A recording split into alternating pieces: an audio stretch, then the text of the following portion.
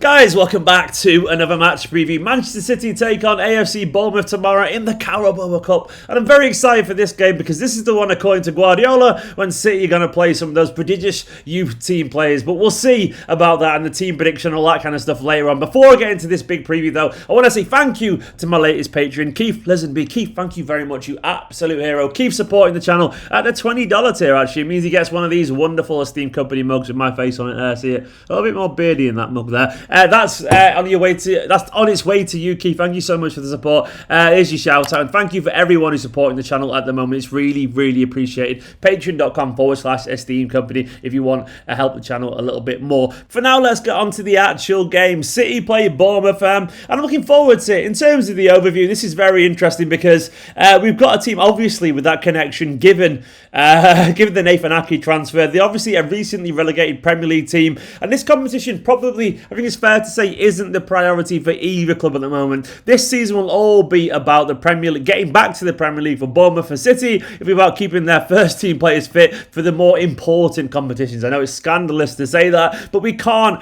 underplay that fact, unfortunately. Having said that, of course, we still want to win this trophy, and of course, Guardiola still wants to win this trophy, and there's loads to play for in terms of fitness, in terms of giving some of these academy players a go, in terms of pride. Big City will still obviously want to win this game, and they will put a team out there, even though it would be weaker, that they still feel could potentially do a job against the Bournemouth side that will have quality as well. In terms of the team news, it's still very much as you were kind of thing. We have got a lot of players out, unfortunately. No Aguero, there's no real timeline for that yet. It's some rough estimate between 1 and 2 months. I'm not really going to put any hope on that anytime soon, though. Cancelo and Zinchenko look likely to be out to around the international break, allegedly, which is a bit of a shame.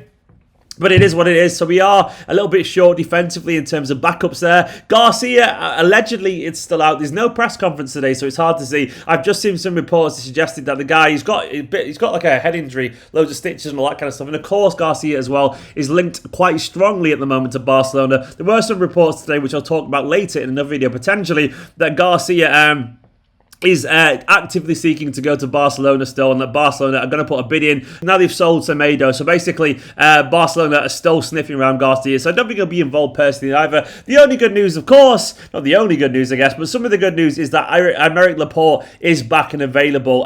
He's now back in first team training. He posted that he's out of quarantine post his coronavirus positive test, which is obviously wonderful news, and Aymeric being back in the team, fantastic. I've got a feeling he might be involved in this game as well. And Morris, of course, is long since recovered. In terms of the actual prediction, I mean, this is where I've been thinking an awful lot about this. You just never know with Guardiola. You just really never know which way he's going to go. Like, he'll say one thing, he'll turn around and say, look, we're stretched, we're tired, and we've got to play all the academy players. And he said things like that in a very similar way before he's turned up and, named 8 senior players. He generally has done that kind of thing before, so you never actually know. And it's also a case where you look through the actual academy players that have been training with the first team and think, well, do they solve some of the problems in positions where we're actually a little bit weak? And probably not. We could, of course, see a lot of like, never mind square pegs in round holes, you're going to have like pentagon-shaped pegs in round holes here. That'd probably fit better than a square one, actually, so never mind some geometry intuition there for you there. But like, we're going to have a situation where we're going to have, like, young players playing out positions potentially, so it's going to be even more kind of botched and even more confusing than normal, potentially, once again. We don't know what will happen, of course, but this team lineup has been something that has sat there for ages trying to work out. I even asked on Twitter what everyone thought, and everyone had wildly different ideas from this. I'm going to put 2 potential lineups out here. The first lineup I'm going for, which I think will actually happen, I'm going to go for Zach Steffen in goal. I think he'll be in both lineups. Zach Steffen will play, definitely. He's definitely going to make his debut. I've got a feeling we're going to see Nathan... I'm going to say this is one where we're going to play more first-team members than we realise. I think we'll probably see... I'm going to say Aymeric Laporte playing kind of left back maybe, or playing as a part of a back 4 or something, maybe a part of a back 3. But Laporte's going to be there. I think Harwood-Bellis will play alongside Otamendi maybe, then it could be Kyle Walker yet again. Kyle Walker has the fitness to play again, but there are simply no left-backs from the academy or no right-backs from the academy that I can see starting here. But I'll get onto that in the second team, which is more academy-related. But this one I'm going for, I don't know which order to be. It could be the Harwood-Bellis is shunted out to left-back or something like that, or Ake could play there instead of Laporte, or I don't know. But I'm going to say the defenders across the back will be Walker, Otamendi, Harwood-Bellis, and Laporte there. That's what I'm going to say. Midfield, I will go for Tommy Doyle. Tommy Doyle, I think, will definitely start this game anchoring the midfield. And you just never know, really. I can see Foden starting the game because he has the energy and the pace and all that kind of stuff to be useful. And he's only young, of course. He'll get subbed off at some point. So I think Foden starting initially. I'm going to say alongside Adrian Bernabé in midfield. I would love it to be Cole Palmer, but I think Bernabé is a little bit more senior and Guardiola's trained him a little bit more. So I think you'll trust him there. So I'm going to say Foden alongside Adrian Bernabé. I don't think Fernandinho or Rodri or De Bruyne will be anywhere near that starting lineup at the moment, given their lack of fitness, given their seniority, and given how they just don't need to be involved, which leaves a pretty obvious forward front for you, I'd reckon.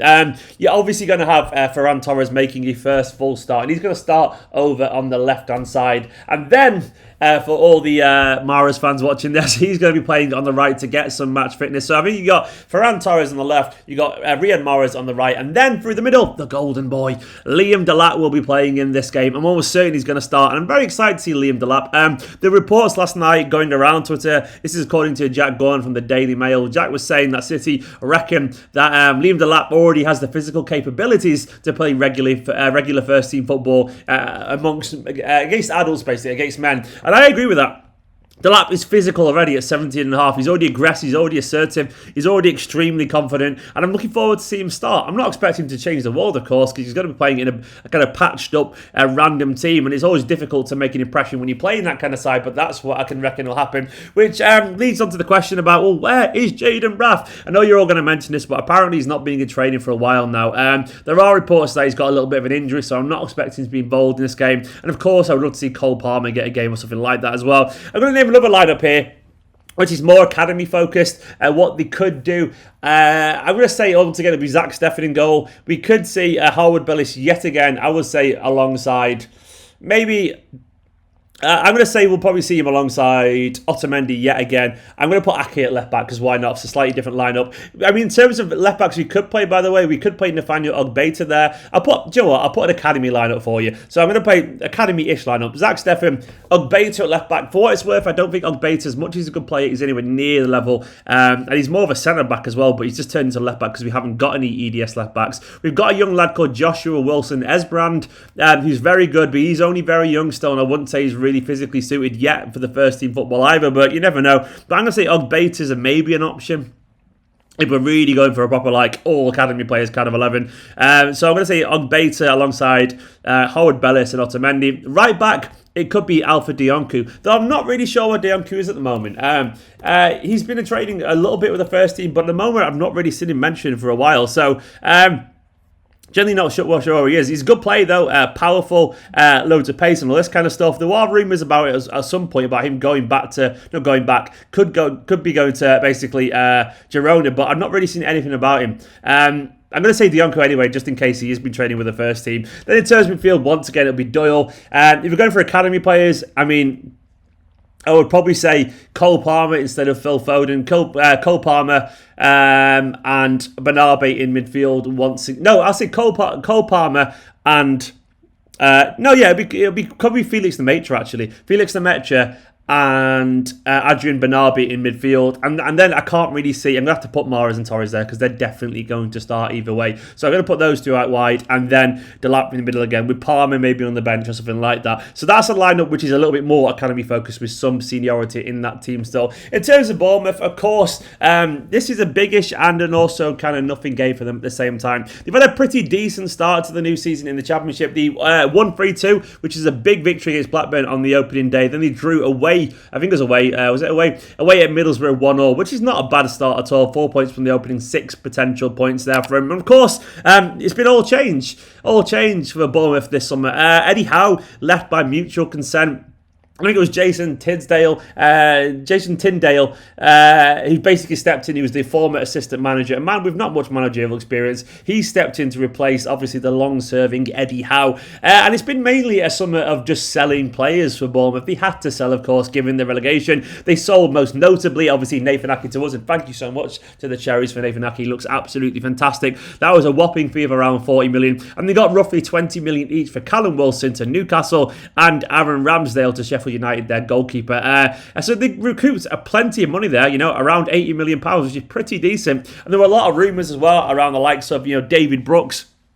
Joshua King as well would have been a decent signing for someone. Definitely, Joshua King is the kind of person I can imagine going back to the Premier League last minute before the window closes. David Brooks as well, of course, has plenty of experience. And you've got Rico, you've got Arta, Lewis Cook. He's got some very good players there. And I reckon largely Bournemouth will be up for this. They might, of course, play someone like Dan Garling. I think Junior Stanislas has been rolled out, but they've got some good players who can actually cause City a little bit of problems. And I suspect they could go one of two ways. They could think, fuck it, we're not really interested in this competition and not playing the players. Or they could go, oh, City are going to play mainly academy players, so why shouldn't we go for this too and actually put a strong team out and try and get through and get a big scalp early on in the season? We'll have to see, I guess. But they're a good team, play good football. With good Premier League experience as well, so it's going to be a hard game for us. In terms of the prediction, I don't want to sound negative here because it's going to be very difficult. If we do go for this incredibly academy, it depends what scenario goes on. Do we go for the first team I suggested, where it's a little bit stronger with some academy players, and are we playing against Bournemouth reserves? In that instance, City are going to win. Do we go for the second team, which is fully academy players led? I'm sure they put up a great fight, but they're going to struggle regardless who they're playing against there. So that's going to be very difficult. But I'm going to say, why not be optimistic? We'll have the firepower on the bench to bring on Sterling and De Bruyne and a lot if needs be. So I'm going to say 2-1 Man City. Why not? I think Bournemouth will rest some players and City will play a slightly stronger team than we realise, because I think we're going to have to because of certain players not being available from the academy sides and all that kind of stuff. And just because the squad depth isn't that good to play just academy players, I just can't see Guardiola doing a Pellegrini and naming an academy 11, basically. I think he's exaggerating a little bit, but largely I think when it comes to it and the push comes to the shove, the push comes to the shove, I think he'll pick a slightly stronger team than we realise, because this is what Guardiola does. So I'm going for 2 on Manchester City. Guys, thank you so much for all the support on the channel recently. It's absolutely wonderful. All these guys scrolling down the sides on my patrons, patreon.com/Esteemed Company, and the YouTube members as well. I'm going to announce, I think, potentially some changes tomorrow to the Patreon and the YouTube membership. I'll do a video tomorrow. So if you are a Patreon member and a YouTube member, I want to do some big changes. I want to make the bonus videos more accessible to everyone. I want to put a slightly lower tier so everyone can get involved and hopefully more people can get on board and we can all be together in the Slack groups and all that kind of stuff. So keep an eye out for that. And do let me know down in the comments what you make of the potential lineups, what's your prediction going to be and all that kind of stuff. And don't forget, tomorrow night there will be a watch along as ever. And I might be going live as well later on today to maybe do some transfer talk. For now though, hit that like button, subscribe if you're new to the channel because it's good here, I promise you. Big love in a bit.